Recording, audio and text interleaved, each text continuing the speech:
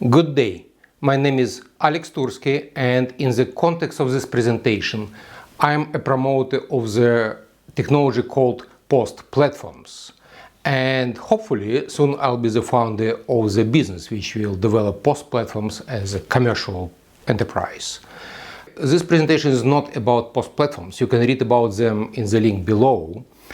And all you need to know in the context of this discussion that, first of all, post platforms is not just my invention.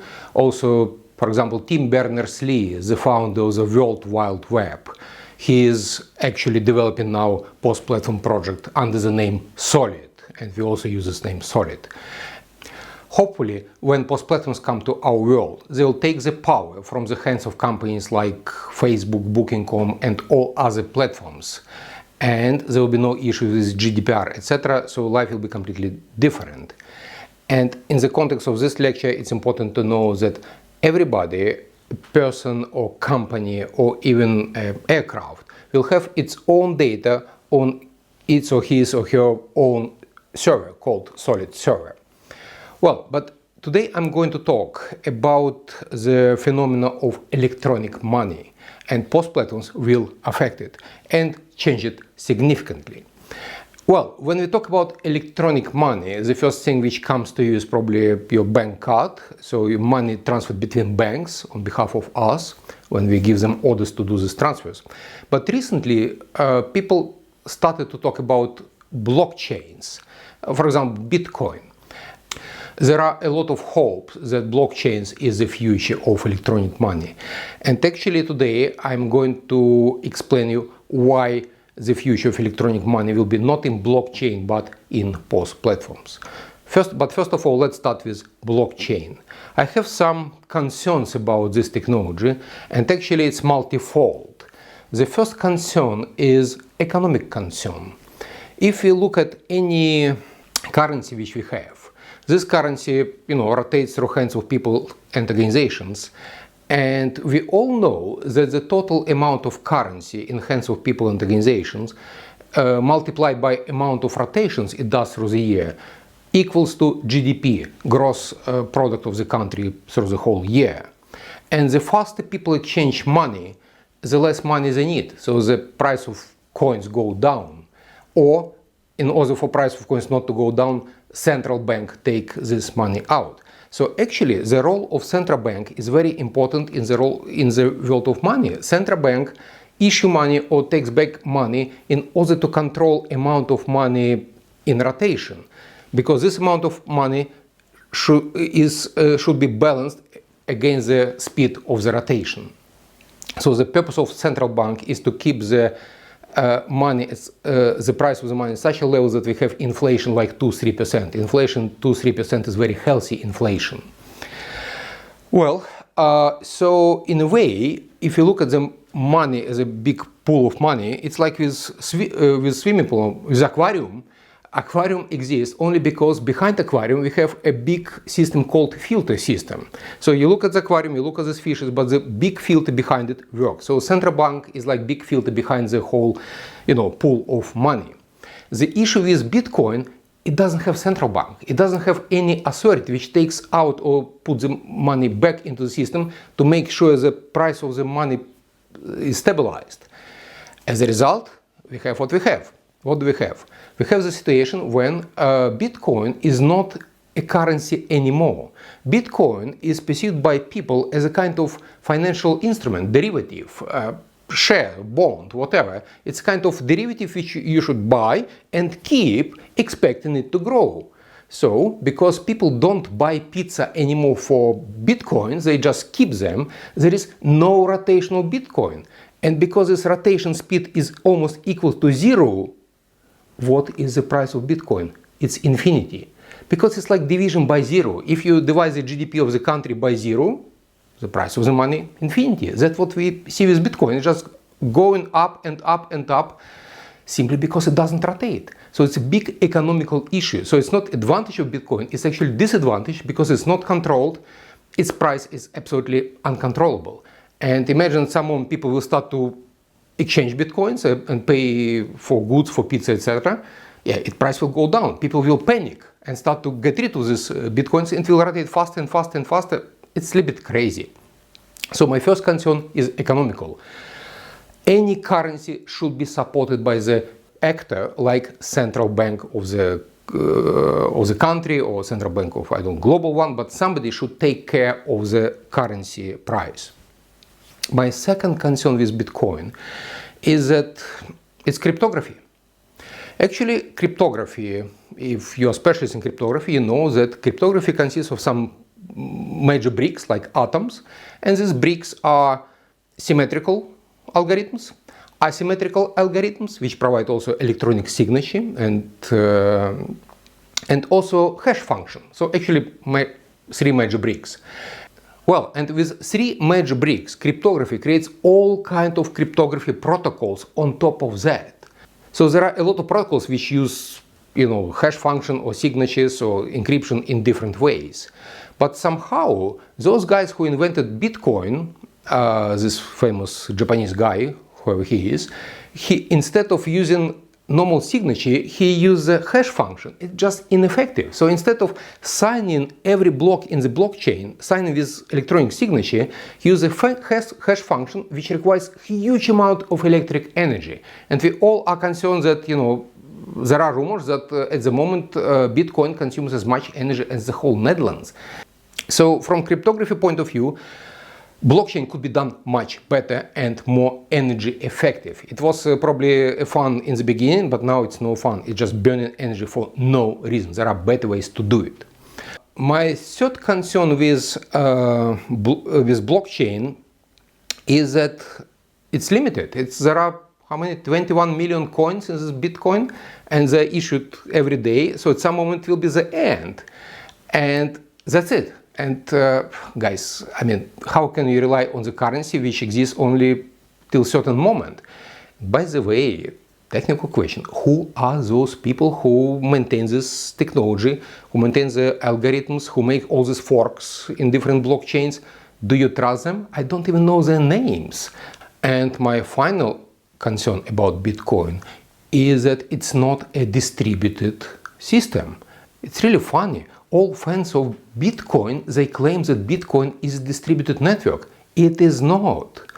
Well, the people who do all this hash calculation, yes, they are distributed.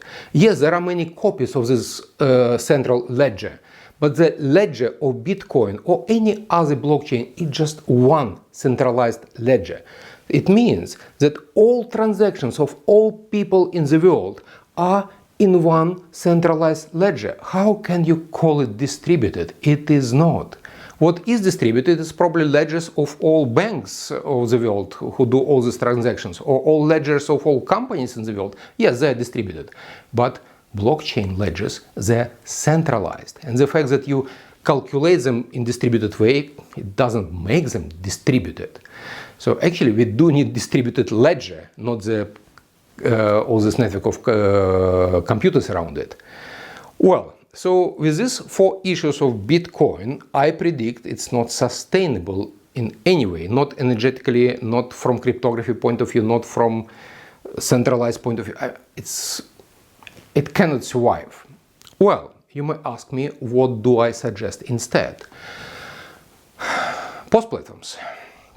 As I said, you can read about post platforms in the attached white paper, but here I will come to the point.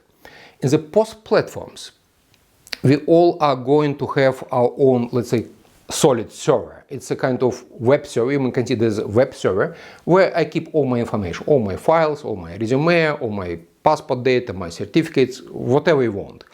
But also, I can imagine I can keep on this solid server my ledger, my money. In the same way like banks are credit debit, double recording system invented 500 years ago. So what does it mean? Imagine how I'm transferring money now from me to Peter. I will call Peter and say, yeah, Peter, I want to transfer you 100 euro. And he say, yeah, please do. That's my bank account. So I will instruct my bank to transfer my 100 euro to the bank of Peter. So instead of transferring money from me to Peter, I will ask my bank to transfer money to Peter's bank. Good. What banks actually will do? The bank will open its ledger, not centralized, but bank ledger, and say, yeah, I'll put on debit credit record this €100 against Alex and another bank. And another bank will make the appropriate record in the ledger of that bank, making sure that Peter's balance is changed. That's it. So banks actually will do the transaction with the ledgers. That's all. My question is, why should we ask banks to do these transactions between them with their ledgers if we can do it ourselves? Me and Peter, we have our solid server, we have all the cryptography, and POS platforms are very well cryptographically secured. So I will call Peter and say, yeah, I want to transfer you €100. How? It's easier. I will make record in my ledger. He'll make a record in his ledger. I put my signature, he puts his signature here. If needed, we ask the notary to put a timestamp on this transaction, and it's done. So we just do it between us. Nobody else has to interfere into this deal, not even banks. We can do it between us. So if we have cryptography and security good enough to ensure that this solid server is intact and solid, it will work. As simple as that. And let's go through all my concerns of Bitcoins and check how it will work in this system. My first concern was economical, so that there were no central bank behind Bitcoin. In this system, central bank is behind. We are not talking about some special money. It will be exactly the same euro or dollars or pounds like it was before. So this electronic money first will be issued by the central bank to some companies or organizations through the same peer-to-peer, one-to-one ledgers. And at some moment, its money will come to us. So central bank will control it and monitor it. Fine, there are no economical issues with this money. It's the same money as banks exchange. My second concern was about cryptography. Yeah, here there will be, let's say, it will be a normal and smart use of hash function or signature or encryption, whatever. My third concern was energy and all this stupid limit of 21 million. We have no issues with energy or limit of this money. Central bank will control it, it's fine. And my last issue was that it was centralized. Bitcoin was centralized. Here we have fully decentralized system. I have my ledger, Peter has his ledger, and Kate has her ledger, and every company has their ledgers, and that's it. So it will be just absolutely distributed system. As simple as that. Well, that's the way how POS platforms will, let's say, have potential to introduce electronic money. What's important, when it will be introduced, we will not need banks, because banks, they charge us for transferring money. And they charge us explicitly when we have to pay for transaction. I don't know, if I want to transfer money somewhere to Africa, I have to pay, I don't know, 30, 40, 50 euro to do this transaction. Yeah, with our peer-to-peer ledgers it will be free. But banks also charge us implicitly, because we have to keep money at this bank account, and they use this money and they earn on this money. Sometimes they give us some shares, sometimes not. But we pay for using the account with giving our money to banks. Now we keep our money to ourselves, and we ourselves may decide how to use our money. So we will be more active in participating in all kinds of financial derivatives, financial tools, etc. So we can earn money ourselves.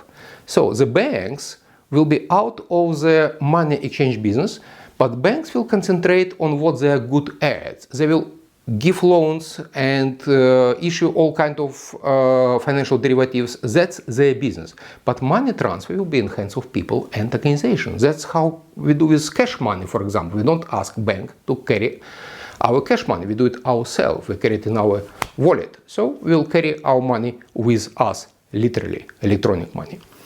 That's it. And actually, I'm not saying that I know all answers to all questions. But I do feel that POS platforms is quite important subject to discuss. So actually this presentation is a kind of invitation to discussion. Our team, we are looking for great partners, for smart people who would like to join our, let's say, team of people who develop POS platforms. And we are, yeah, so if you feel you like the subject, please contact me and we'll talk. And as I said, we are going to start a commercial business. And we are going to change the way how people deal with platforms, with money, I don't know, with our ratings and many other things. So electronic money is just one of consequences of introduction of POS platforms. Thank you very much.